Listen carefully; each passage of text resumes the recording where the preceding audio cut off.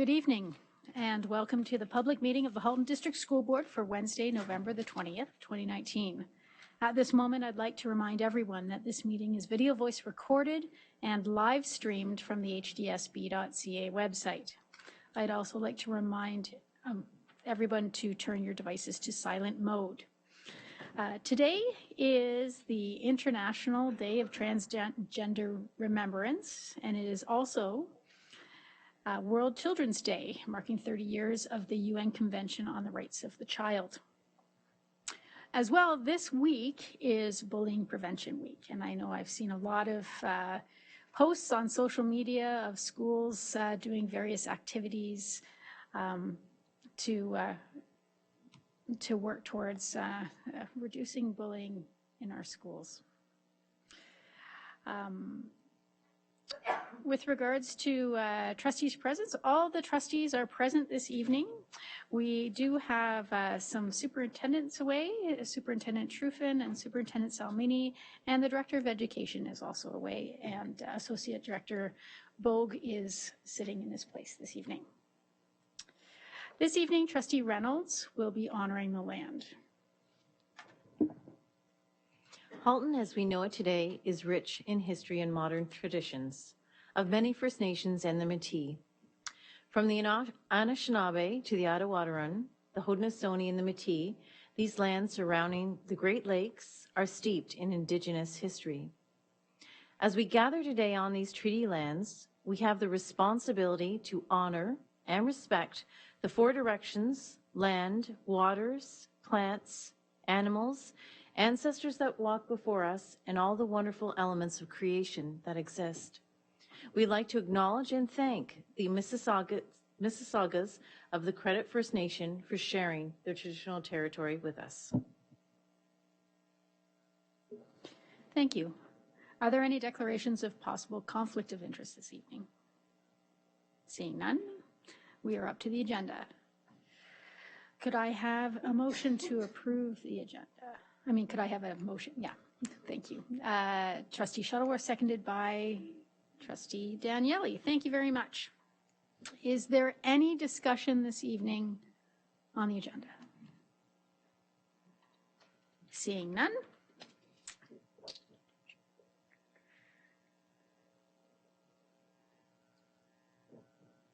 All those in favor?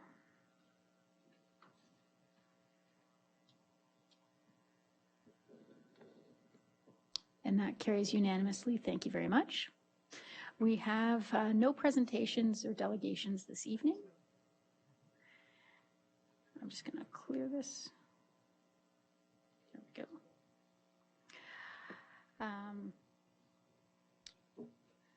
And we are now up to the consent agenda. So I'm going to put the motion on the floor.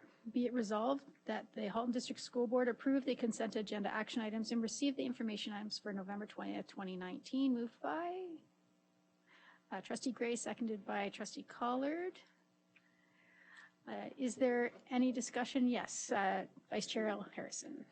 Thank you. If it's possible, through you, Madam Chair, I would like to briefly pull item 3.2.2, the board report update. Okay, are there any other reports that need pulling? Why don't you ask your questions now? Okay, will do. Thank you. So my question is more of a request, and I just looked to my colleagues, and the request is directed at Superintendent Padre-Barrick, but I suppose in his absence to Associate Director Bogue, and that is whether it would be possible to provide the board with an annual report, much like the other areas of our business related to expulsions and suspensions, aggregated, of course, for privacy protection, along with the key items that are being undertaken to support students that experience expulsions and suspensions. I think we can certainly take that back. I think the data, the numbers are available, and I think we can share them in a way that they are confidential and not school specific. So we'll take that back and see what we can do. Thank you. And I believe Superintendent Podreberic was also amenable to it. I just wanted to make sure everybody was in the loop. Okay, thanks. Okay, seeing no more questions about our consent agenda. All those in favor?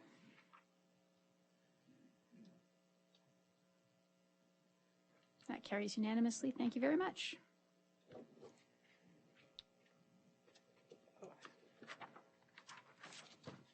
Okay.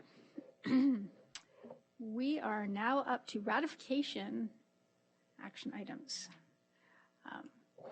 Vice Chair Harrison, do we have any business from private session that requires approval?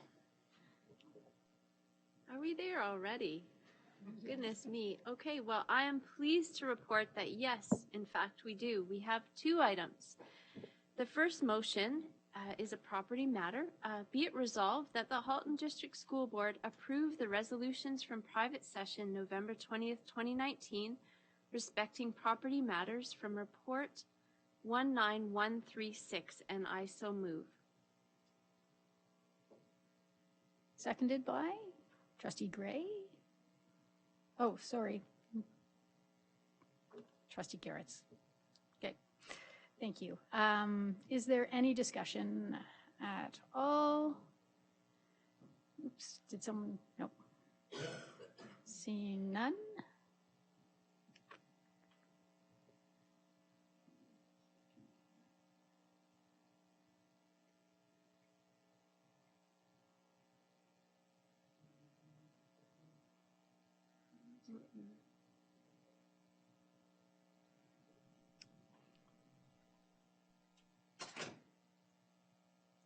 Just letting you know that the superintendents will be in and out for a little bit, so please excuse the disruption a little bit.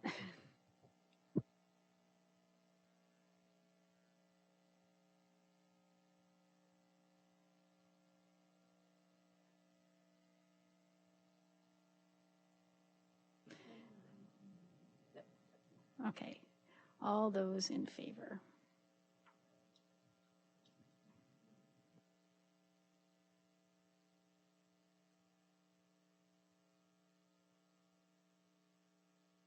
Okay, and that carries unanimously. Thank you very much. All right, and we do have a second motion. So here it goes. Okay, be it resolved that the Halton District School Board accept the tender from Everstrong Construction in the amount of $12,223,768.07, bracket $9,893,865.42 as contained in RFT number 20-026 and $2,329,902.65 as contained in RFT number 19-094 as issued by Schneider Architects for the Phase 3 Nelson Addition work as identified in Report 19139, which includes a manufacturing shop, new cafeteria, library, library skyway, new elevator, cosmetology room, and fitness office. This also includes internal renovations to create new rooms for auto body and multi-technical innovation lab, as well as additional parking related to Pupil Accommodation Review, PAR, work at Nelson High School, 4181 New Street, Burlington, Ontario. Be it resolved that the Halton District School Board approve a project budget of $15,184,482 for Phase 3 additions and renovation work at Nelson High School. This project is to be financed as follows. Capital priorities funding of $10,911,583 as allocated by the Ministry in March 2018. Unencumbered capital priorities funding, build capacity of $4,272,899 as approved by the Ministry in September 2019. Be it further resolved that the Halton District School Board accept the tender from Everstrong Construction in the amount of $1,776,555 as contained in RFT number 19-094 issued by Schneider Architects for the Community Pathway Program area renovations including heating, ventilation, air conditioning, HVAC, and flooring replacement related to the Pupil Accommodation Review work at Nelson High School, 4181 New Street, Burlington, Ontario. Be it resolved that the Halton District School Board approve a budget of $2,200,000 for the CPP area renovation. This project is to be financed as follows. 2019-2020 capital renewal funding of $1,875,000 as approved by the board on April 3rd, 2019, report 19043, M19-0048, 2017-2018 capital renewal funding of $325,000 allocated for the mechanical upgrades and flooring replacements as approved by the board on December 6, 2017, School Renewal Program, Report 17134, M17-0181, and I so move. Seconded by Trustee Shuttleworth. Is there any discussion? Seeing none? Oh, seeing some. Trustee Collard. Thank you. Just a comment, not a question. I just wanted to express my gratitude on behalf of the Bateman community. I know this will come as much of a relief to the families that have been waiting to hear about the renovations at Nelson actually moving forward. Thank you. Excellent. Okay, so we will vote on this. All those in favor?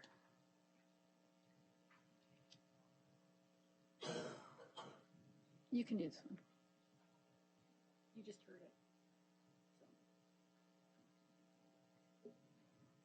Okay, that carries unanimously. Thank you very much. Okay, so moving on to action items for this evening. We have 3 action items. I'd like to draw your attention to item 4.2.1, Delegation of Authority, MFIPA, Report 19135 on page 29 of your board package. May I have a mover? Trustee Reynolds, seconded by Trustee Amos. I will read the recommendation. Be it resolved that the Halton District School Board affirm the Director of Education or designate as head for the purposes of the Municipal Freedom of Information and Protection of Privacy Act, effective December 1st, 2019. Before we begin debate, Associate Director Bogue, do you have anything to mention about this? Thanks, Madam Chair. For trustees, as outlined, this report in some senses is a bit of housekeeping. The Act states that institutions need to designate someone to act as head for matters around privacy and freedom of information. And so from 1991, a board report, that designated person was the chair, and subsequent to that, there was a letter designating the director. So we're really tidying that up. The practice has been that the director's been our designate, and now it's formalized in this board report. Okay, is there any debate at all? Seeing none.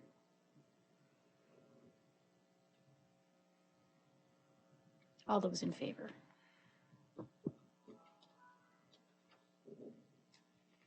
And that carries unanimously. Thank you very much.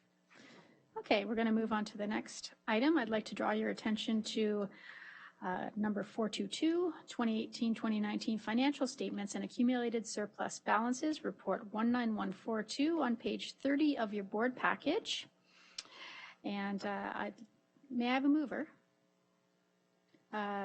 Trustee Oliver, seconded by Trustee Reynolds. Thank you very much. I will read the recommendation in, and then we can discuss it. Okay.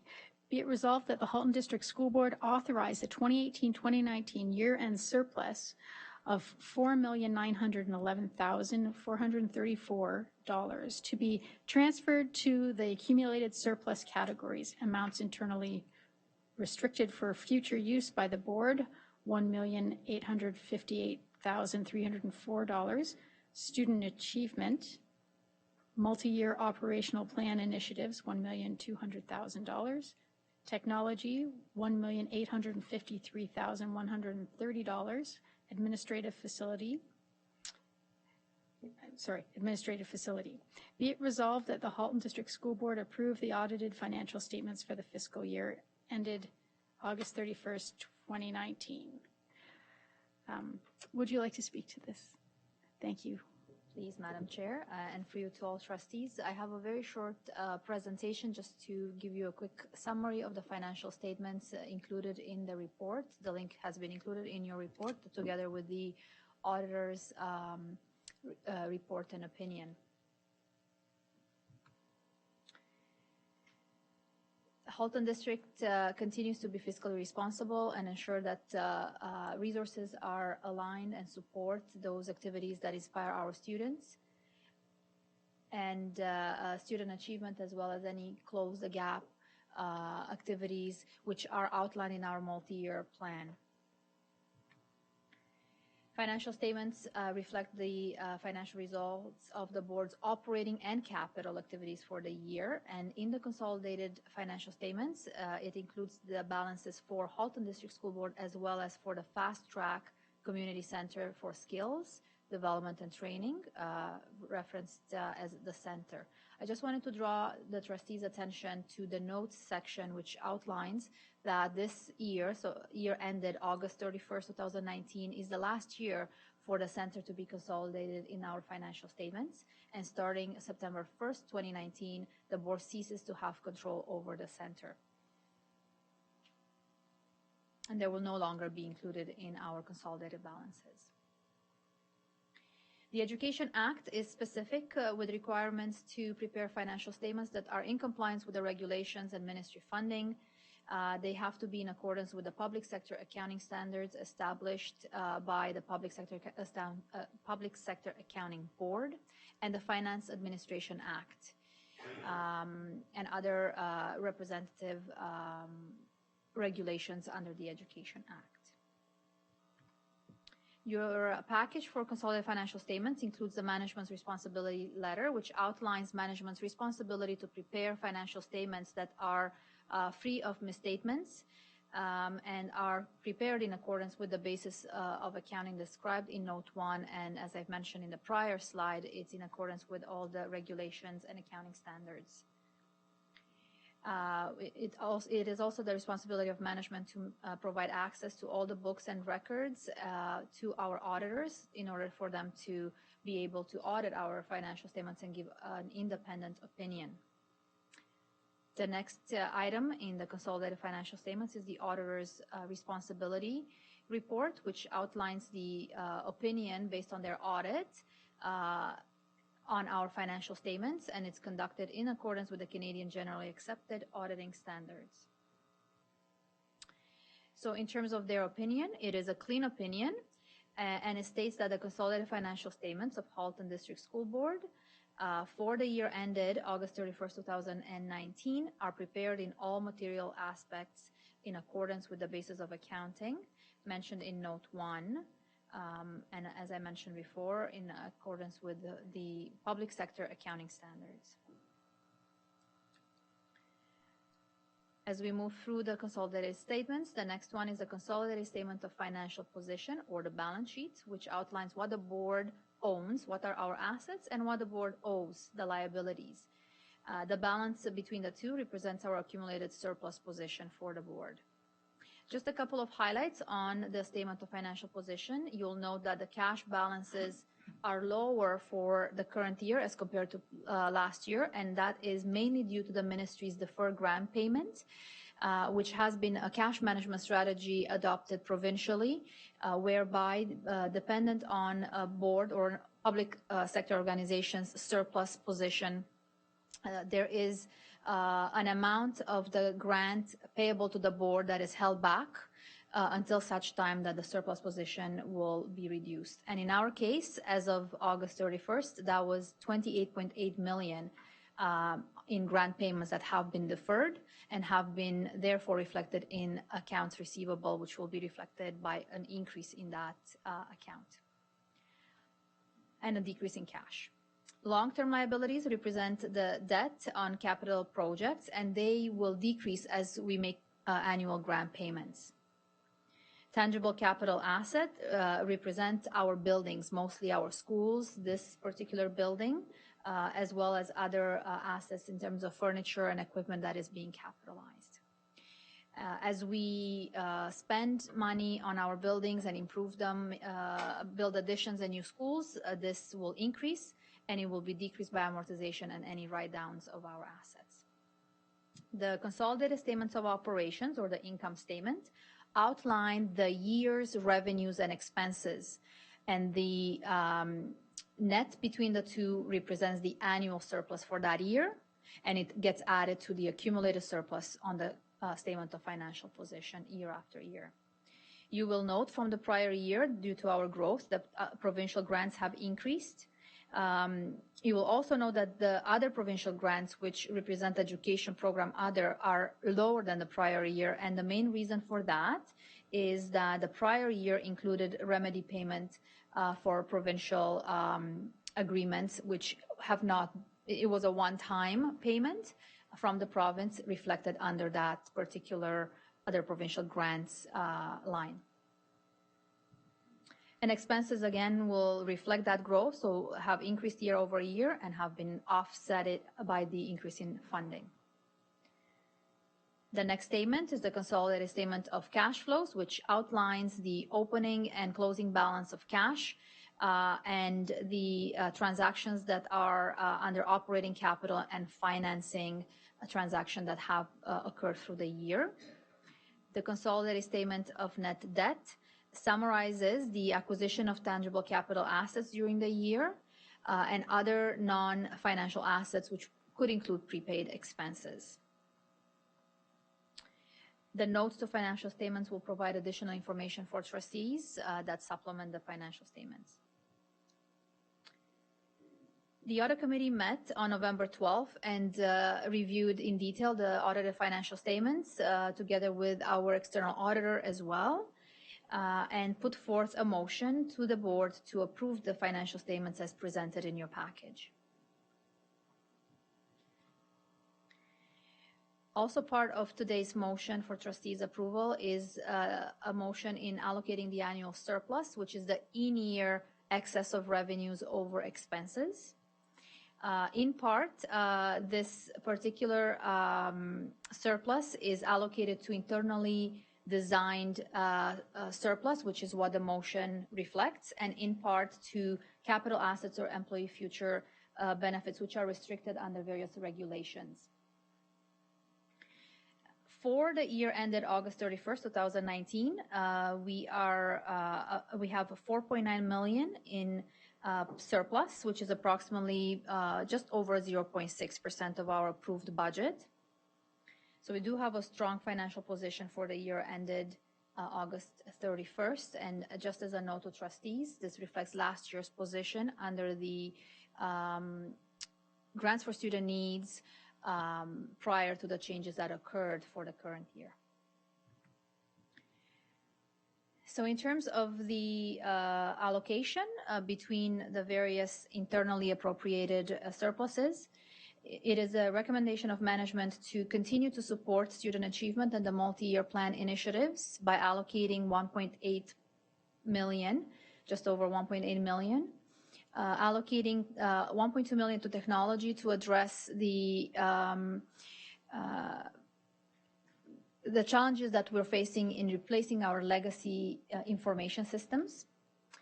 And the administrative facility, which has a condition facility index of over 50%, That 1.8 million represents the excess in grant under the board administration and governance grant over the expenses under the same enveloped area of our funds. And finally, the report that is on page 80 presents the two motions for trustees to approve the transfers to accumulated surplus as well as approve the financial statements. And in terms of next steps, we'll be submitting them to the ministry and posting the financial statements on the website. I'd be happy to take any questions. Thank you. Okay, we have a couple of people on the list so far. Trustee Oliver. Thank you. Through your chair to Superintendent Nagoy. I'm just wondering if you could, I'm definitely in favor of this recommendation. I'm just wondering if you could help us reconcile a couple of things. So last spring, we passed a deficit budget termed, I believe, compliance budget. And the financial statements for 2018-19 do talk about, does talk about a surplus balance. So I'm just wondering if you can reconcile that for us, given some of the cuts that we had to make and some of the hard decisions that had to be made. The chair to Trustee Oliver, absolutely. That's a great, it's a great point. The financial statements do represent the financial position of the year for the past year, 2018-19, which reflect the old funding model. As we're looking at the spring's exercise to have a compliant budget, which a compliant budget for the benefit of our public is a deficit budget within 1% of our provincial grants or our provincial allocation. We had to make a number of reductions to react to the changes in the grant that are for the 2019-20 year. So this represents the balance for the prior year that will be rolled forward into the accumulated surplus. And as we go into the revised estimates, we can take a look at those various pots of surplus and see whether or not we can allocate to use some to support our multi-year plan for the current year, just rolling them forward into this year. Go ahead. And then just as a follow-up, could you please take us through the appendix? And specifically, you're showing some numbers for 2017-18, 2018-19, and then there are columns for increases and decreases. And I'm familiar with showing one of them, but in some cases, the line items have numbers showing in both the increase and decrease. Absolutely. Appendix A to the report outlines the opening balance of our accumulated surplus on the far right side, so 2017-18. From that, we deduct the column that says decrease, which is the money that we've made use of through the year to cover for some of the initiatives that were funded for that particular surplus. And what is not in here is our revised estimates position, which would show approximately 6.6 million of a compliant budget or a deficit, and outlines spending some of this money out of student achievement surpluses, closing the gap, and so forth. So that decrease column still occurs at year end. So we're showing that we are making use of some of that funding from surplus, but we're also adding to it the increase column. We're adding the 4.9 million, which is the additional funding that we've ended up having at the end of the year, and that's mainly as a result of additional revenues to get to the closing balance, which is your left column, the 2018-19, which is just adding those across. So we wanted to keep the two separate for trustees. One shows the expenses out of the surplus as approved by the Board of Trustees and reflected in our budget. And the increase shows the motion today with the allocation of the surplus for the year back into some of those surplus balances. Trustee Collard. Thank you. Through you to Superintendent Nagoy. I was wondering if you could possibly explain the Facilities Conditions Index, because the general public probably doesn't understand what that index is and what it means for our administrative facility. Absolutely. The Facilities Condition Index is used to assess the renewal or the amount of funding that might be required to put back into a building, depending on how old the building is. And it's as based off the value of a building. When we reach 50% or more, it becomes very close to being prohibitive to repair, and therefore it's a big concern continuing to make use of a building that's prohibitive to repair. So this particular building is one of the four highest facility condition index. We really want to be on the low side of this to be in a good shape, but it's one of the four highest facility condition index buildings in our entire fleet of buildings across the system. Thank you. Vice Chair Al Harrison. Thank you. Through you, Madam Chair, I have two quick items. One is with respect to, in the report, on page 31, the paragraph under student achievement, the last sentence says that during the next few months, Administrative Council will bring reports to the board identifying specific initiatives that will support students in the classroom. And I just wondered whether, the multi-year plan speaks to all student learning, whether it be in the classroom or system-wide events, for example. And I just wonder whether those types of system events would also be considered within that surplus amount in those discussions. Vice Chair Al Harrison, to you. Yes, absolutely. It is not meant to be specific to in the classroom, but the student achievement initiatives overall, so system-wide as well. Okay, great. Thank you. And the second thing is, I'm wondering if you can enunciate on the impact of the cash management strategy. I know I've heard this number before, but I just wanted to refresh my memory. Absolutely, for you, Madam Vice Chair. The provincial government had implemented a cash management strategy in order to better manage the interest expense that the province has been incurring because it's borrowing money. So looking at the entities they do fund, it was determined that there's a formula to be applied based on the financial position of those entities. So if we do have reserves, they would take into account the fact that a board can first make use of their reserves and use that before they would actually advance the full amount of the grants for that particular entity. In our case, once we take a look at those operating reserves that we have, there is a percentage that is being applied, and in our case, the ministry has hold back the payment of 28.8 million in grant payments. It does not mean that we're not entitled to that money. It just means that they are holding back on the province making that loan to provide us the money. And in our case, our cash balance is reduced, which means we lose interest expense. And we are one of the areas, and about 1 million of our 4.9 million surplus is the fact that the interest rates have increased and our interest revenue has increased from what we have budgeted. So in part, a big part of that surplus, about 20% of it, is that increase in interest revenue. And it would have been about 700,000 higher had we had this additional grant payment made to the board for the year.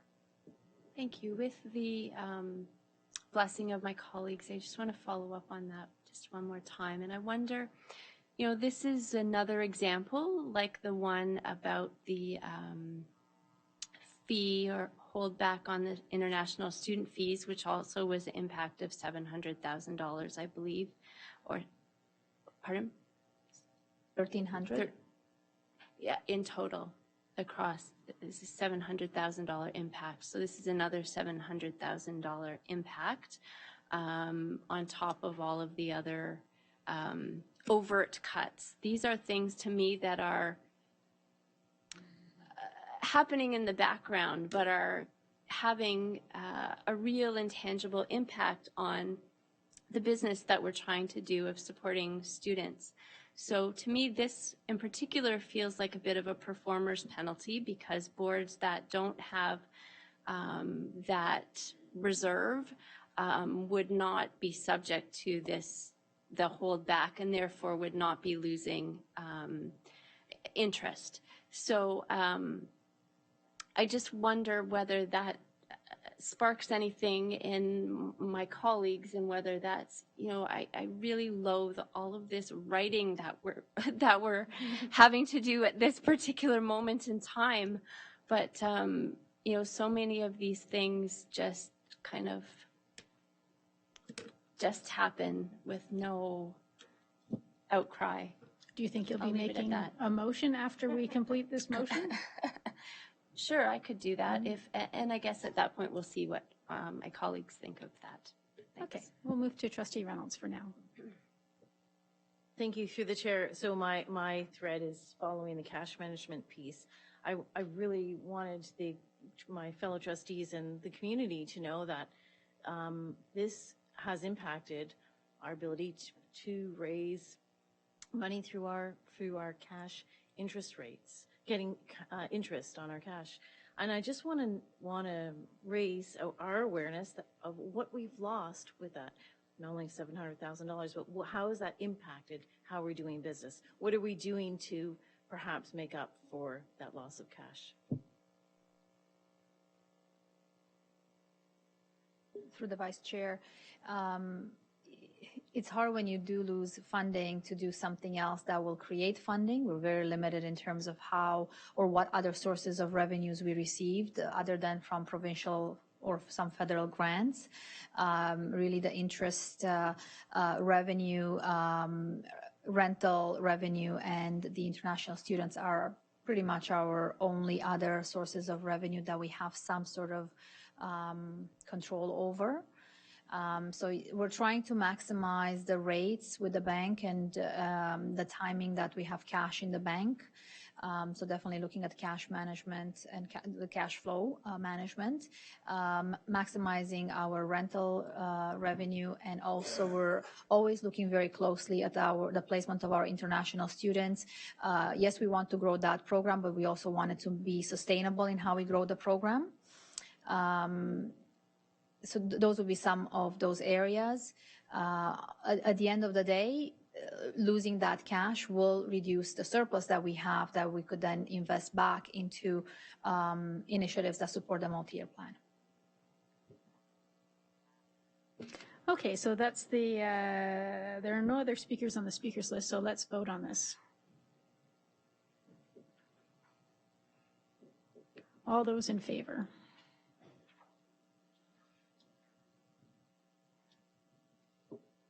And that carries unanimously. Thank you very much. Now, Vice Chair Al Harrison, did you want to entertain a related motion? Yes, please, if that's possible. I'm just winging it here to say something like, be it resolved that the chair be directed to write a letter to the minister to outline the impacts of the new cash management strategy, period, I think. Is there a seconder? Trustee Collard. Okay, is there any other further discussion on this? No? Okay, Manager Gortmaker, it's in there? Excellent. That's fast. Okay, all those in favor of writing a letter? And that carries unanimously. Thank you very much. Thank you, Superintendent Nigoy. Okay, so I would like to draw your attention to 4.2.3, deferred maintenance, 2019-20 capital renewal, report 19133, on page 33 of your board package. Welcome, Superintendent Pichetti. May I have a mover? Trustee Rocha, seconded by Trustee Oliver. Thank you very much. So I will read the motion in. Be it resolved that the Halton District School Board authorize staff to tender and award the 2019-2020 facilities services projects, operations and maintenance, either individually or combined as outlined in report 19133. Would you like to speak to it? Thank you, Chair Gribbins. Just to say that this annual school renewal report is to approve the school renewal projects funded through school renewal grant and school condition improvement grant for approximately $35.5 million as detailed in Appendix B. The list of projects contained in Appendix C would not contain projects that may be or will be funded under certain of the allocations. So these are major renewal and school condition improvement grant projects, and there are other projects that come along in consultation with various superintendents, such as family of schools projects, special needs projects, schoolyard greening projects. Those come along as part of the allocation, which is detailed in Appendix A. And the majority of the projects that you will see in Appendix C are to address state of repair projects, so roofs, windows, mechanical systems, life safety systems, as well as building-related upgrades, ceilings, floors, masonry repairs, and also site work. And I'm happy to answer any questions. Are there any questions or any debate on this motion?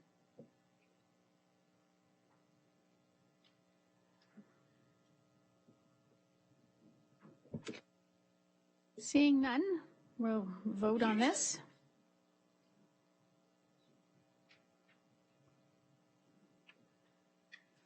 All those in favor?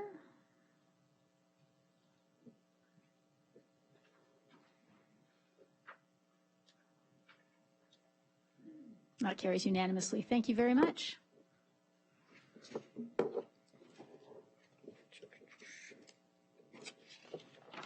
Okay, so we are now up to communications to the board. First off, we have number 5.1, student trustee reports. Trustee Lowen-Burns, do you have a report for us this evening? Good evening, Trustee Burns and I hope that everyone is doing well. Sorry. For tonight's student trustee report, I'm going to be going over what happened at yesterday's Student Senate meeting, as well as an update on the possibility of a Northern Forum within the HDSB.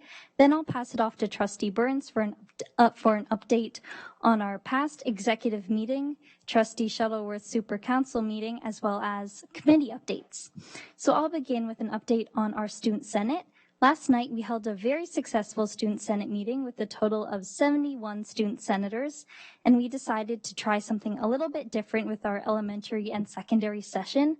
Instead of speaking for a full 60 minutes, Trustee Burns and I put up 5 pieces of chart paper around the room, each with a different topic. The topics were bullying and respect, mental health, the environment, vaping and drug policy, and HYLS/other. We gave the senators sticky notes and told them that they can write down anything that they want. So solutions to problems, issues that they've seen in their schools, and possible initiatives that the Senate can take on related to the topic. The main purpose was to make sure that every senator had the opportunity to get involved and write down their opinions and ideas. Because we found that at past Senate meetings, some didn't speak at all for the majority of the meeting, so we really wanted to get them all engaged.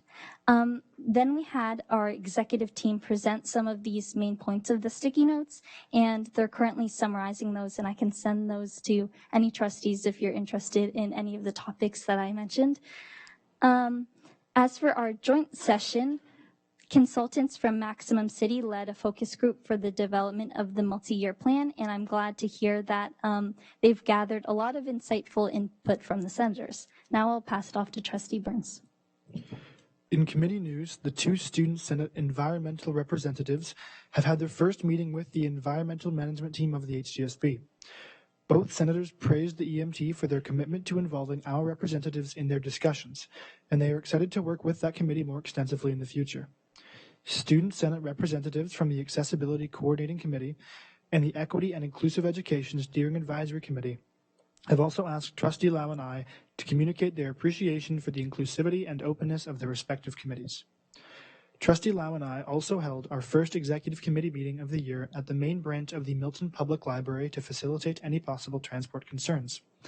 Executives reported on their plans for the upcoming year so that Trustee and I are aware of any possible logistical issues that may arise from any future initiatives that our executives hope to undertake. Trustee Lau and I also had the pleasure of attending a Burlington Super Council meeting at Tecumseh Elementary School alongside Trustee Shuttleworth to discuss student voice and student environmental initiatives throughout the HDSB. Trustee Lau and I would like to thank Trustee Shuttleworth for giving us the opportunity to reach out to the Burlington community in such a constructive medium. Following the meeting, we spoke with Trustee Rocha, who was kindly scheduled for us to speak on these same topics at her next Super Council meeting at Oakville Trafalgar High School. We are now open to any questions or comments. Thank you. Trustee Shuttleworth. Thank you. Through you, Chair, to both Trustee Lau and Trustee Burns. I wanted to really thank you for coming to my Super Council meeting, and I would encourage all other trustees for when you do hold your Super Council meeting, the parents that come really do appreciate the voice from our student trustees. They always have questions and are always interested to speak to them. So I would encourage all of you, if at your next student council meeting or Super Council meeting you're looking for something to do, ask them to come. Trustee Daniele. And thank you. I just want to congratulate you on a really incredible Student Senate meeting last night. The energy in this room was palpable. And to list particularly during the presentation from Maxim City and the groups that were giving their input in the multi-year plan, there were 5 or 6 groups, and each of them stood up and they had rewritten our vision statement, and the concepts they came up with and the rewriting of it. For the first one, I went, wow. The second one, I went, wow. I eventually got tired of wow, because they were all just so absolutely amazing. At this point, I really think we should just turn the multi-year planning over to the students because their vision was incredible. So I'm really looking forward to seeing the report from Maximum City that comes out of that particular stakeholder consultation. So really well done. I know in the past, we haven't had our student trustees take the lead in bringing that sort of thing to Student Senate. So that was, again, really visionary and really well done. Congratulations. Vice Chair Harrison. Yes, thank you. Through you, Madam Chair. Trustee or Senator Luca attended the environmental management team yesterday for the first time, and there was a colleague there as well. And he had written up quite a long research paper, 8 pages, around declaration of a climate emergency. So the whole group spent quite a bit of time talking about that.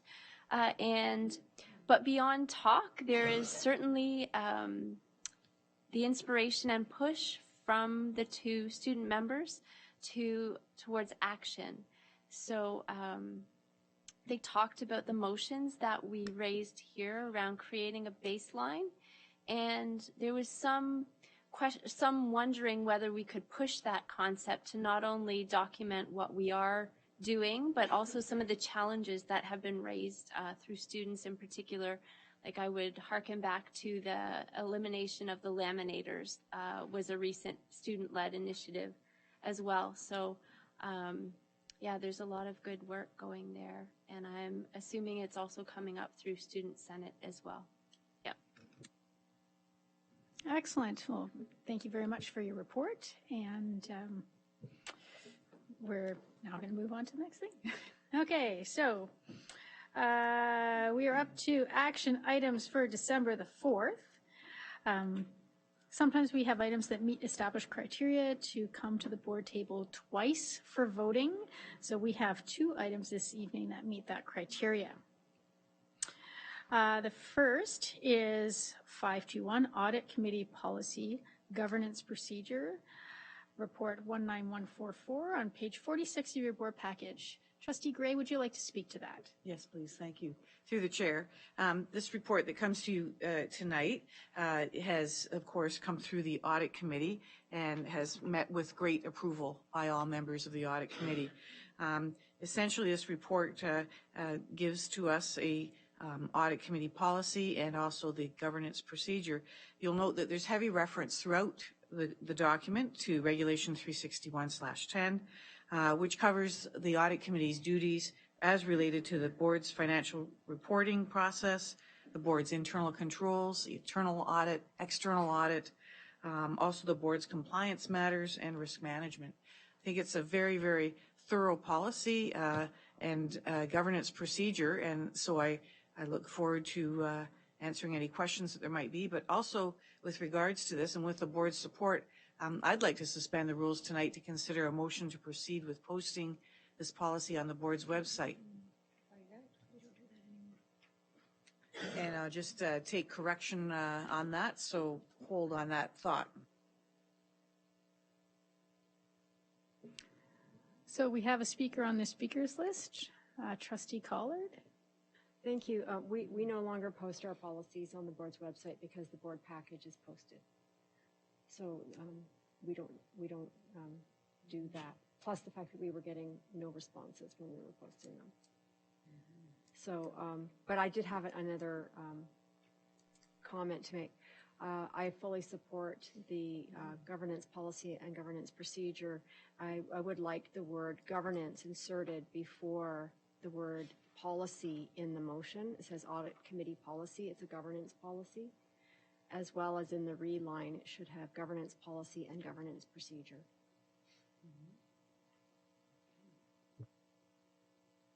Okay, there are no other speakers, so we will see this motion again on December the 4th. Okay, so now we are going to move on to the next one, which is number 522, Boundary Review, Samuel Curtis Estates, Report 19134 on page 61 of your board package. Superintendent Etoff, welcome to the hot seat. And Superintendent Podreberic.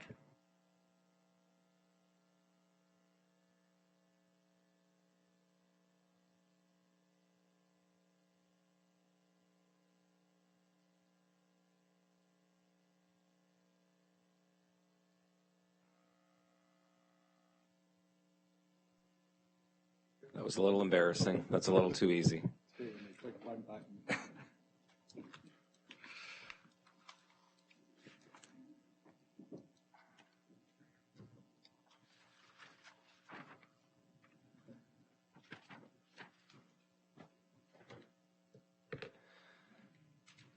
Through the Vice Chair, Al Harrison, to trustees. Superintendent Podreberic and I are here to speak to you about the boundary review that's currently before you for consideration.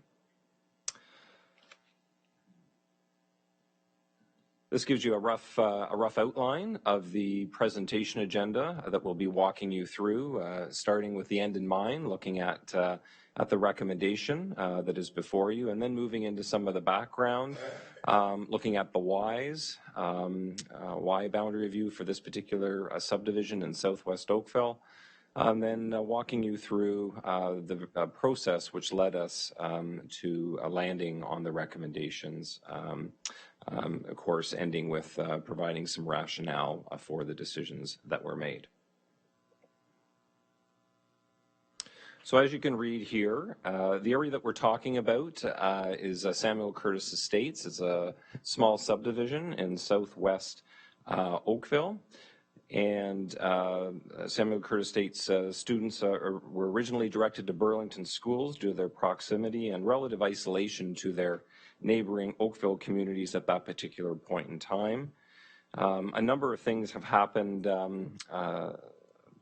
recently, Lakeshore Woods property was released as a potential future school site for these students in the Oakville area. The Burlington Secondary Program Accommodation Review has also taken place, and with that will lead to increased pressures, particularly enrollment pressures at Nelson High School. And finally, requests from the community themselves. They're in a very unique position where they are attending schools in Burlington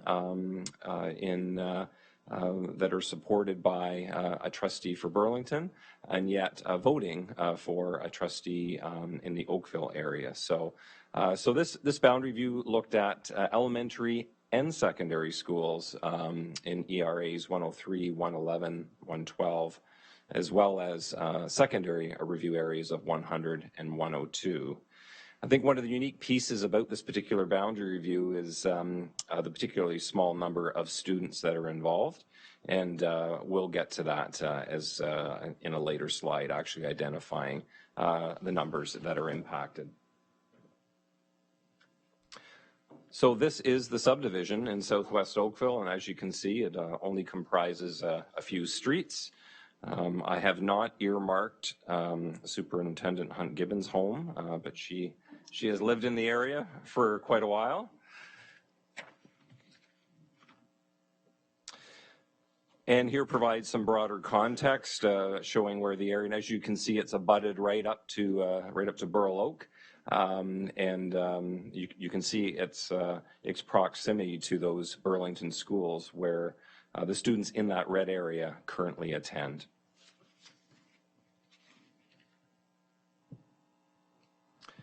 So why now? I think I just kind of touched on that, and there have been a number of developments that have happened recently, which have led us to look at a review of this particular area. So the current boundaries for these students are, I guess, a little bit complex, and they're complex given the current phasing of two impactful studies that have happened recently. Of course, one is the Program and Accommodation Review process for Burlington High Schools, and we've been phasing in those recommendations.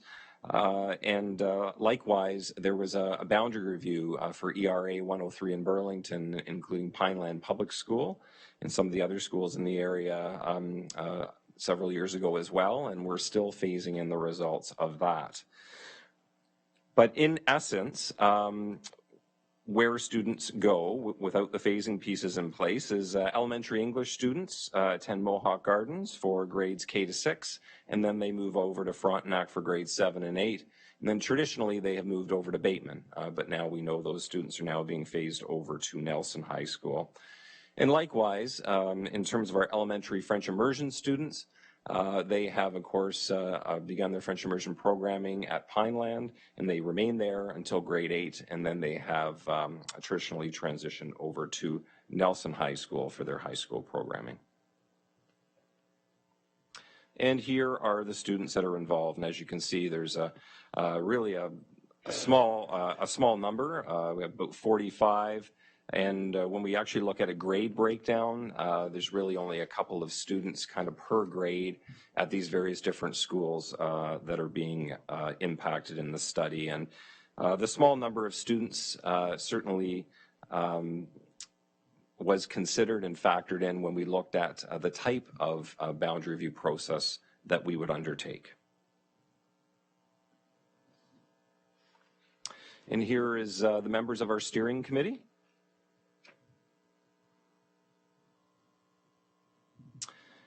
And in terms of the role of the steering committee, this is just highlights within some important information that's been drawn from our boundary review administrative procedure, which outlines the role of the steering committee.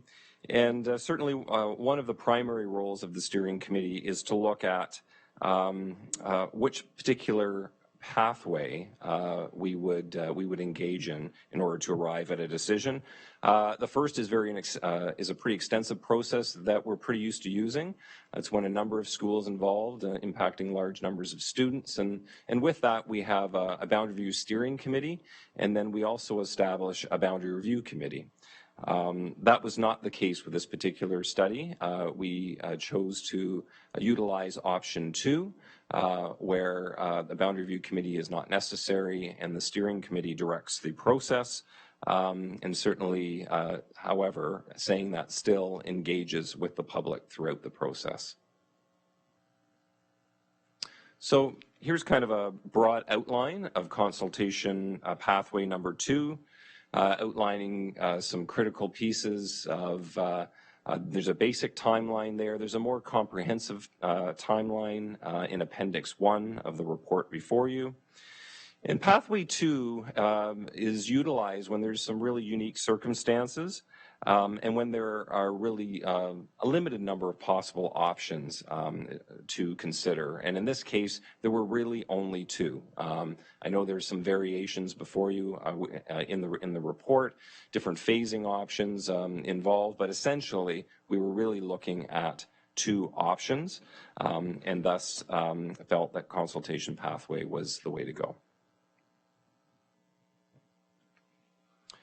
Here's the criteria that all of our boundary review processes utilize when they are analyzing options for consideration.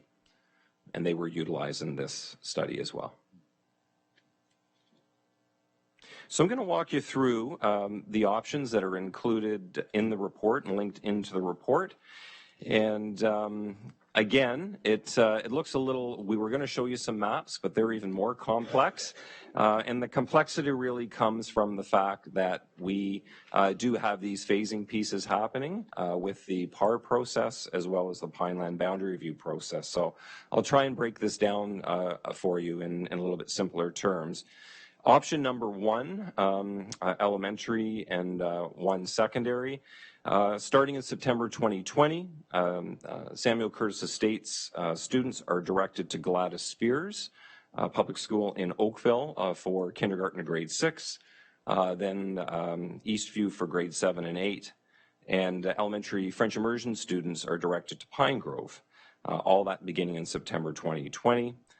This option includes some minor phasing. Current grade 7s that would be transitioning into grade 8 in the fall would remain at their current sites of Pineland and at Frontenac.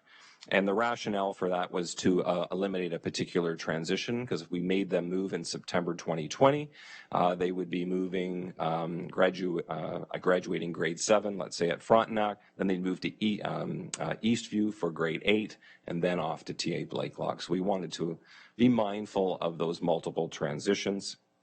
TA Blakelock becomes the new home school for our new grade 9 students. So our current grade 8 students at Frontenac and Pineland would be moving over to TA Blakelock this fall.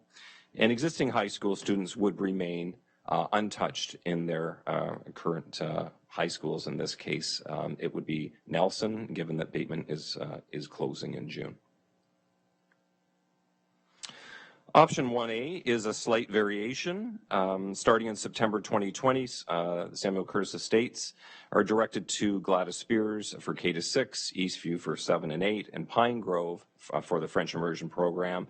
This option includes more phasing, incoming grade 8s and incoming grade 6s. So our current grade 5s and our current grade 7s would both be allowed to remain at their current sites to graduate with their peers before moving on. In this particular piece as well, current grade 8s from this area are directed to Nelson for grade 9. That was a consideration given that we have a very small number of students in that particular situation. And really at this point in the year, they've already been attending the open houses at our high schools. And in this case, it was Nelson. So those students were expecting to go to Nelson. They've attended the open house for Nelson. And so therefore, one of the phasing options for consideration was to let them go to Nelson, given that there was only 1 or 2 students involved in this particular, I think actually just 1 student involved in this particular scenario. Again, existing high school students remain in Burlington. Option 2 for elementary and secondary, starting in September 2020. The difference here is rather option 1, they're going to Gladys Spears for K-6, and then 7-8 to Eastview, and then over to the high school. The option 2, both scenarios, they're at Eastview for K-8. And that begins September 2020. And again, same, Pine Grove is the French immersion site. This option included, again, some minor phasing. Again, our current grade 7s at Pineland and Frontenac would stay at their schools to eliminate that additional transition I spoke to earlier. TA Blakelock becomes the home school for grade 9s, including those who are currently in grade 8, and existing high school students remain at Burlington, or in Burlington. And finally, the option that made up our recommendation that's before you. Again, starting in September 20, Samuel Curtis Estates are directed to Eastview, K-8, and then Pine Grove for French immersion. Again, this option includes more phasing. Those currently in grade 7 at Pineland and Frontenac will stay for grade 6 and grade 8 at their particular schools to graduate with their peers prior to transitioning to, in this case, TA Blakelock. Likewise, current grade 5s will remain at Mohawk Gardens for their grade 6 year, but prior to transitioning to Eastview for grade 7 and 8. Current grade 8s, English and FI, will be directed to Nelson High School, where they will remain until graduation. And any of those students who are currently, like all of our other scenarios, currently attending a Nelson or Bateman would remain with us until graduation. So this is just a summary, really, of what I've just shared. Our final option is the option that we are recommending. And here's how that plays out in terms of the maps. So as you can see, here's our elementary English programming. That area highlighted in red, again, that's Samuel Curtis Estates. So rather than being a part of those Burlington schools, is now being directed to Eastview. It doesn't matter whether you're a JK to 6 or 7 and 8. You're both, everyone in that community is going to the same school for their English programming. And likewise, the map on your left is the French immersion, and like everyone else in that area, as you can see, it's a solid brown area, and they would all be attending Pine Grove for French immersion. And on your far right, likewise with TA Blakelock. The director's recommendation, or recommended options, really minimizes the number of transitions for our students. Again, addresses one of our goals of having Oakville students attend Oakville schools. Also provides a fair bit of flexibility around the transitional needs of our students. And we've kind of taken that one step further. It's not a formal part of our recommendations, but was provided in the report. And that's the whole piece around optional attendance. And through our consultation process and the evening that we held, the open house, we heard a lot of individual stories. When we're doing larger scale boundary reviews, those become harder to address. But in this particular situation, we felt that we could address them through the optional attendance process. So for those who wanted to remain within their current schools, we were certainly willing to entertain any optional attendance requests and fulfill those with the understanding that transportation would not be provided, as it's not provided as part of our optional attendance policies. And again, the new boundaries would be effective September 2020, unless otherwise stated. So finally, before we take any questions or comments, Superintendent Podger-Barrick and myself, we would like to thank the members of the Boundary Review Steering Committee. Likewise, we'd like to acknowledge the efforts and support of General Manager of Planning, Dom Ranzella, as well as his staff for their support throughout the process. So at this point, Superintendent Podger-Barrick, who was our lead with the boundary review process, as well as myself as the steering committee chair, would be happy to take any questions or comments from trustees. Okay, so we have a couple. Trustee Shuttleworth. Thank you. Through the chair to Superintendent Podger-Barrick and Ito. Now, you spoke of the mindfulness of being flexible to address transitional concerns for students within that community that might want to stay and ask for optional attendance. What my concern is, or what concern has been from some people I've spoken to, is that Nelson is closed for optional attendance. So there are several students who I am familiar with who have older siblings that currently attend Nelson, and that they are at Pineland or at Frontenac or Mohawk Gardens. So I'm just wanting to confirm that even though Nelson is closed for optional attendance, that these families would be given consideration to ensure that those siblings could stay together in their high school.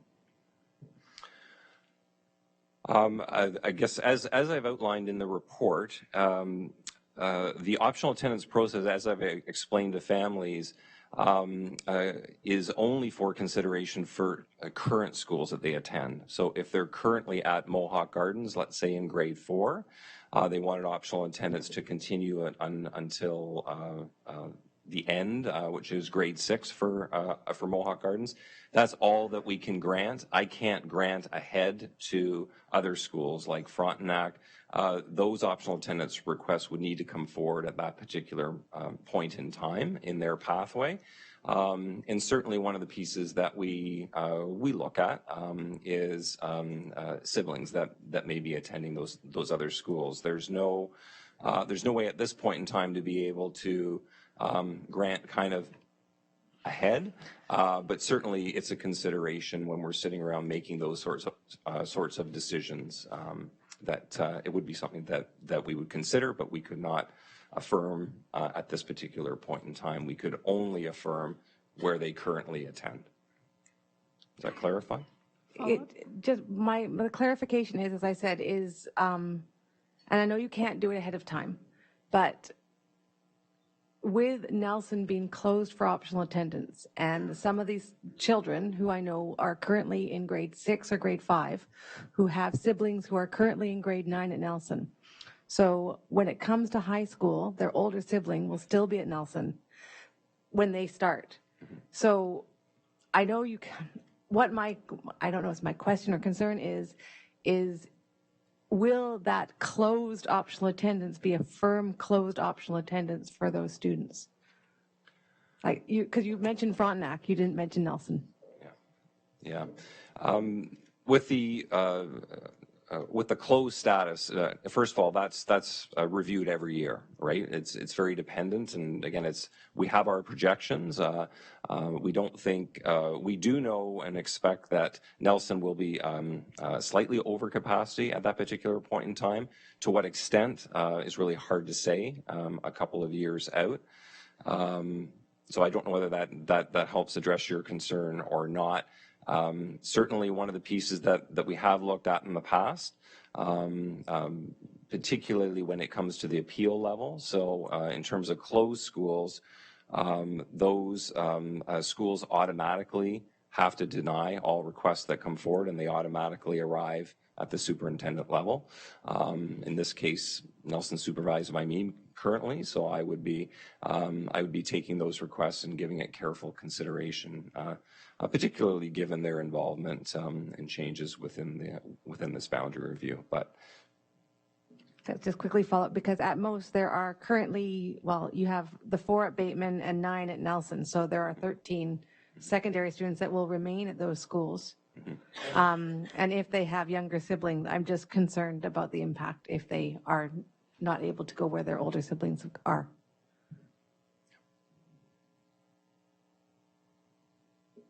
Okay, Trustee Collard. Thank you. I've been on many, many boundary reviews, both as a parent and as a trustee. And I have to say, I really appreciated the delicacy that was shown given the very small number of students that were going to be impacted, and ensuring that we were flexible in our solutions. And I wanted to thank all of the superintendents who were involved and the trustees who were involved in this particular boundary review for taking into consideration that these are a very small number of students, and being flexible and working with families. Vice Chair Harrison. Thank you. Through you, Madam Chair. And I was on this committee, so I've had the benefit and pleasure of hearing and reading the community's concerns and aspirations about keeping siblings together. And given that, you know, some of these grades, there's 1 or 2 students in there who have gone through all of those grades with those same students. So sometimes it was about keeping families together. Other times it was about staying with the only friends that you've known. So I appreciate the flexibility to sort of fine-tune things for the current, and yet make a sustainable plan for the future, because families turn over and new kids come into our system and so on.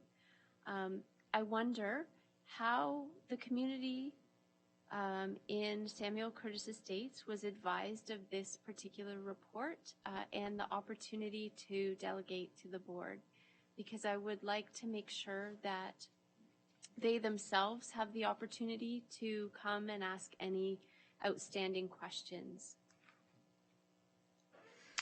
Yes, in terms of the through the chair, in terms of communication at the outset of the process, we contacted any of those 45 students that obviously who are within our system, and we have that direct contact information for.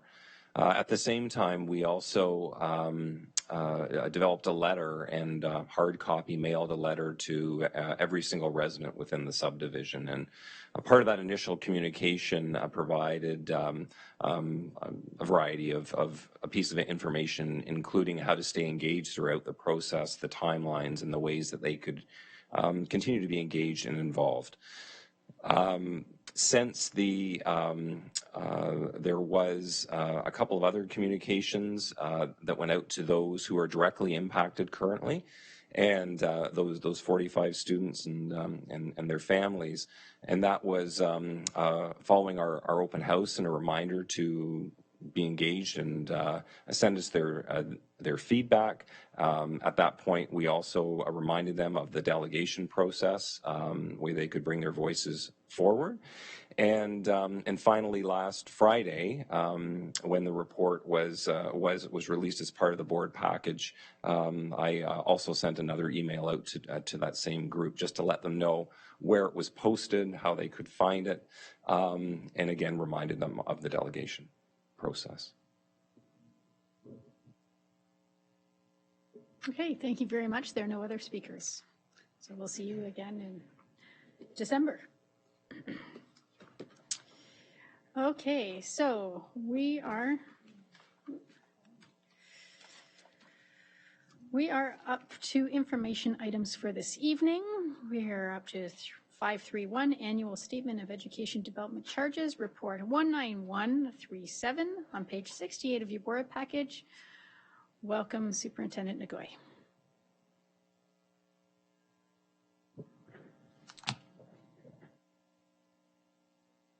Thank you, Madam Chair. Through the chair to all trustees, I am pleased to provide the annual statement of education development charges, or EDCs, which outline the board's sixth bylaw to date. I also wanted to just provide maybe a little bit of a background just for our public as well. The Education Act outlines the requirements for a board's eligibility to have education development charges, and it's typically a growth board. Our board meets all three criteria in terms of the estimated average of elementary school pupils being above the capacity in our schools, similar with the secondary panel, and having a deficit in our EDC account. So in terms of the revenue that we bring in and the demand for purchasing land in growth areas, we currently are bringing in revenue that is lower than the cost of land. As I mentioned, the board has approved 6 bylaws since it's met the eligibility criteria in 1996. And the new bylaw, the 2018 EDC bylaw, was approved by the board on June 29th and came into effect on July 4th. As trustees will recall that there was a gap in collections that resulted between the lapse of the prior bylaw on June 25th to July 3rd, which cost the board quite a few, just over $1 million in not being able to collect the levies during the time that when we don't have a bylaw, because we are not allowed to be an institution that imposes a tax. And as a result of the change in government and the election, there has been a delay in the ministry providing the board approval at the time to pass the background study and pass a new bylaw. Since that time, there have been a number of changes in terms of regulation. On March 29th, the Ontario Regulation 2098 has been amended to include a rate restriction in terms of growth of up to 5% or $300 per residential dwelling. And the board has amended the current bylaw on May 15th to include the maximum allowable increase to this bylaw, as well as increase the term of the bylaw to a 5-year term. The rates in our bylaw are listed in the report.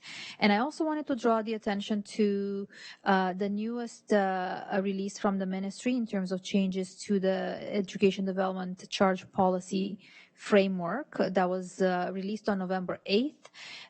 The rate restriction remain in place, but there's a couple of other changes. The update allows school boards to use EDC revenue a little bit with a bit more flexibility, not just for land, but also to support low-cost alternatives to site acquisition and localized education development agreements, which will take effect for our board at the time when we're going to be building the next background study for the next bylaw.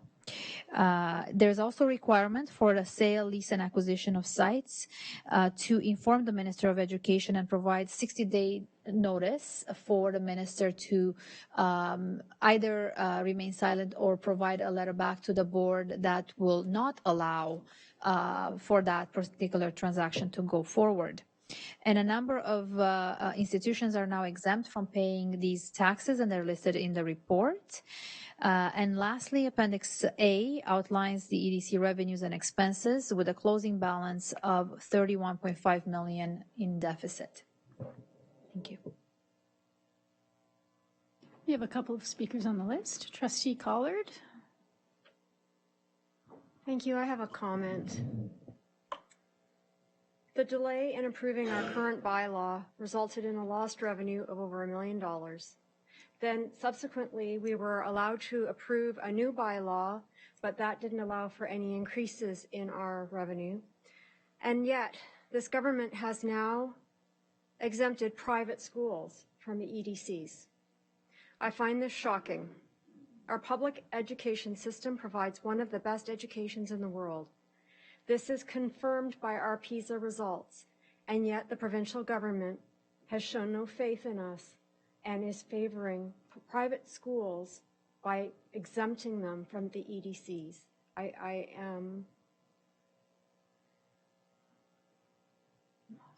lost for words.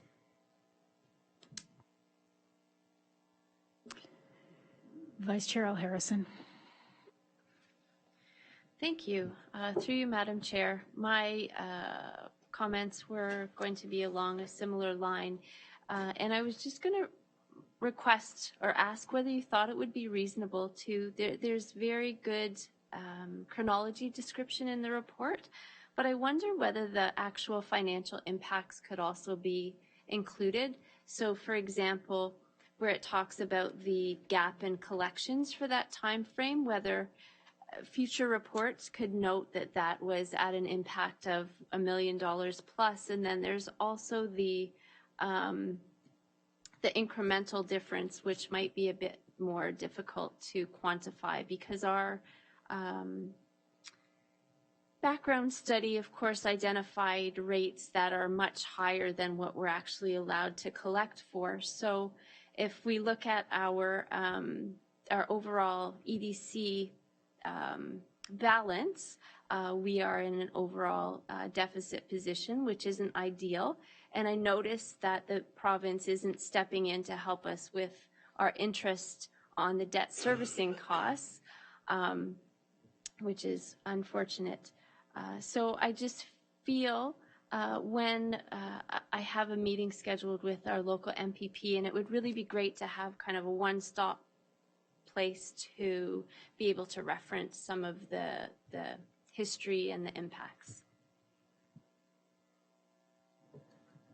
Through the chair to the vice chair, absolutely. It is a little difficult to estimate an exact number for the lost levies because they're always fluctuating as well, and it's to the best of our knowledge in terms of the applications that we're aware of. So that might not be the final number, but with that in mind, we can certainly provide with an approximate revenue lost, as well as from the rate restrictions and to date. Thank you very much. I'm sure when that information is shared, we'll share it with all the trustees. Mm-hmm. Okay, thank you. And now we're up to 532, Trustee Expenses Annual Report, Report 19138 on page 72 of the board package. And you're welcome to speak to it. Thank you. Thank you, Madam Chair. In accordance with the trustee expense policy, an annual summary report will be presented to trustees, and this report outlines the expenses incurred by the trustees, both in terms of the individual budget as well as the board-wide budget. I just wanted to draw trustees' attention to the overall amount that for the year ended August 31st, 2019. In terms of the board accounts, there was $53,635,000 in total expenses, and in terms of the combined individual accounts, $50,618. At the end of the term, November 30th, 2018, there were $66,000 remaining in the unused portion of the budget to be rolled over. And at the end of August, that is the current reserve amount is $97,311. And there's more details in Appendix A. Thank you.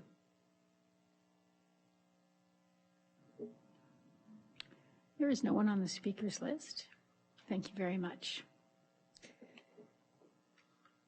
Okay, so we're up to notices of motion.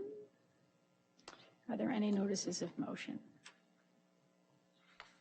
Seeing none. Oh, seeing one. Vice Chair Al Harrison, you're up again. Thank you. Through you, Madam Chair. I'm just trying to find it.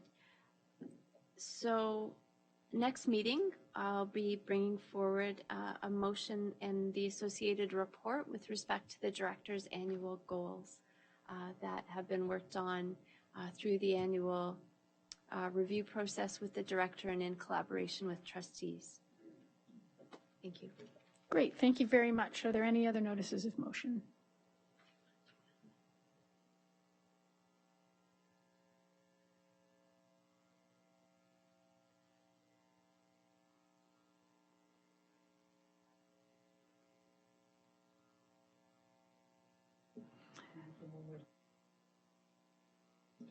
Okay, we'll be bringing forth a motion at the next board meeting because there's going to be a need for a special board meeting on December the 11th. So more details to follow. Okay, Associate Director Bogue, do you have anything for the director's report? Nothing to report, Madam Chair. Okay, thank you very much. Communications from the chair. So there are 2 letters attached to the board package from other school boards. One from Simcoe County District School Board regarding the local priorities funding, and also one from the Waterloo Regional District School Board regarding the opposition for private school funding. And there is also our letter that we sent to the minister regarding the changes to the pro-grants. And we have, yesterday, I received some letters regarding that, our letter. And one is a response from Halton Hills MPP and Speaker Ted Arnott. So Manager Gortmaker, can we add that to the next board package?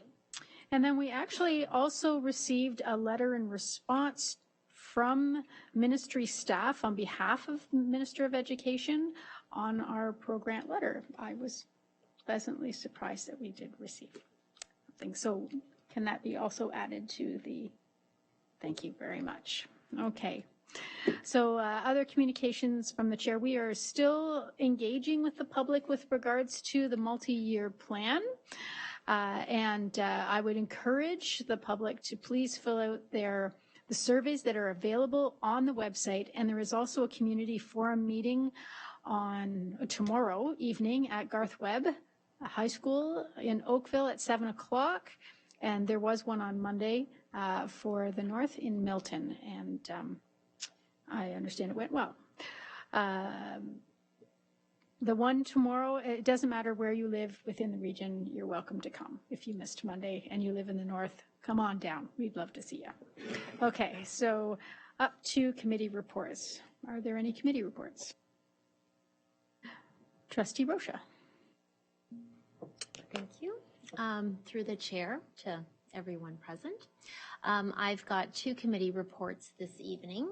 The first one is the Equity and Inclusive Education Committee held its first meeting of this school year on November 7th. So 2 items to point out. First, in accordance with Ontario's Education Equity Action Plan, the HDSB will need to collect data on their students in order to obtain a clearer understanding of who our students are who our students are and their school experience. Consequently, an identity-based data collection pilot will commence on November 25th and end in late December. The pilot will consist of 8 schools, and this pilot will inform the full student census in April of 2021. Lastly, the committee members were provided with an opportunity to provide input to the new multi-year plan. The next meeting is scheduled for December 19th. Okay, the second... Hold on one second.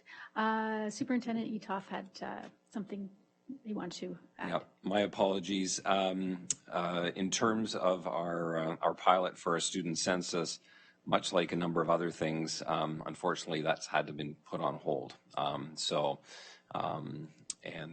But we look to certainly re-engaging with that process as soon as possible, probably in January or February. So. And your next item? The updater got updated. Okay. All right. So Thank you. So the second committee report is for the Parent Involvement Committee. They met on Thursday of last week.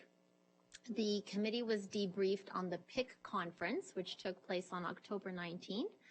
Discussions were had regarding future PIC conferences and decreased funding to programs. We also discussed Ontario Regulations 612 and 330 under the Education Act as they relate to PIC. And as a result, the committee will undergo some changes over the next year to ensure it meets its mandates. There are 2 upcoming meetings. There will be a PIC orientation meeting for PIC reps across Halton next Thursday, the 28th, and all trustees are invited to attend. And the next PIC committee meeting is scheduled for December 19th. Thank you. Trustee Amos. Thank you. The Halton Learning Foundation had its gala. It was 2 weeks ago, and I'd like to thank everybody who attended and supported. It was very successful in the fundraising regarding for in both the live auction and in the silent auction, and I haven't heard the totals yet, but I will let you know when I've heard. I also want to share that last Thursday I had the opportunity to go to the Bright Light celebration, which was for the Oakville community class, and part of what they were highlighting was their community classroom program, but they were also starting a program which was allowing, it's called Oakville Gives, and Halton Learning Foundation is one of the things that they are promoting. They are promoting 45 actually different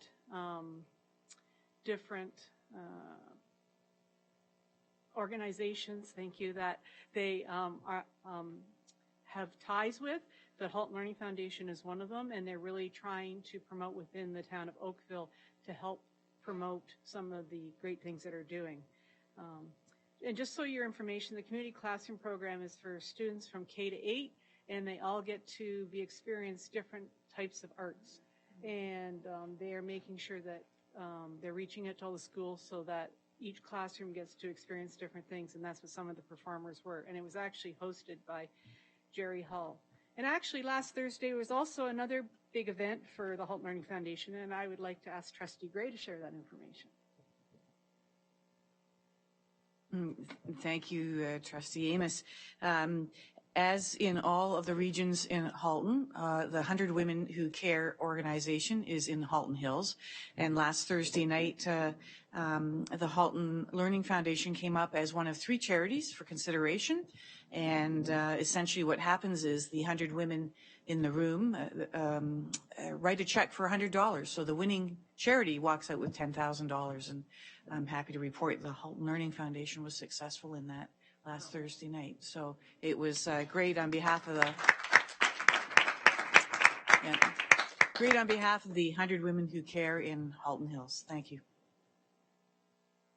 That is excellent news. And to Vice Chair Harrison. Thank you. Through you, Madam Chair. November 13th, we had our Committee of the Whole meeting, and just with gratitude to Trustee Daniele for inviting the OPSPA representatives to meet with us. We had the Executive Director, Rusty Hick, the President, Kathy Abraham, and Sean Gonzalez, Director of Communications, that sat with us to talk about their work provincially on behalf of school boards. We also, through Trustee Shuttleworth and Reynolds, sort of are tying up some of our subcommittee work, which is great. Looking forward, our next meeting is on December 11th, and that's going to be kind of a jam-packed and unique meeting in the sense that we have the Community Planning Partnerships meeting that night as well from 7 to 8, I believe. We also have a special board meeting that night for a short period of time. And then the items on the agenda so far include a short update regarding the Near North Ombudsman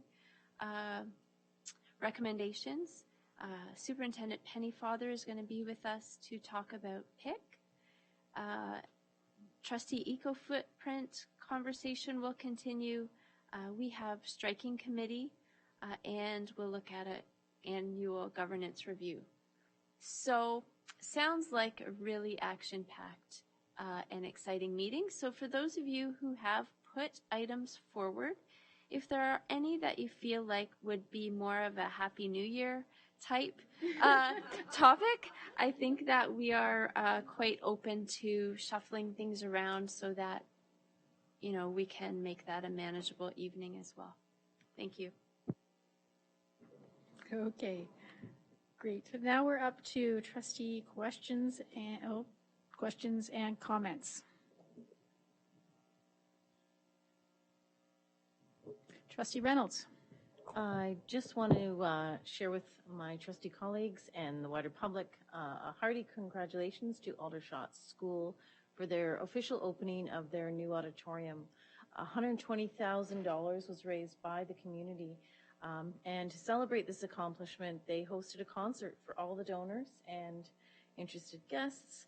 Of special note, the auditorium was dedicated to the largest donor, who happened to be an Aldershot alumni, Ms. Haney Neeson. And donors who attended were entertained by Aldershot alumni, including Gord Depp and Sandy Horn, who you may know of the Spoons, as well as the Tom Barlow Band.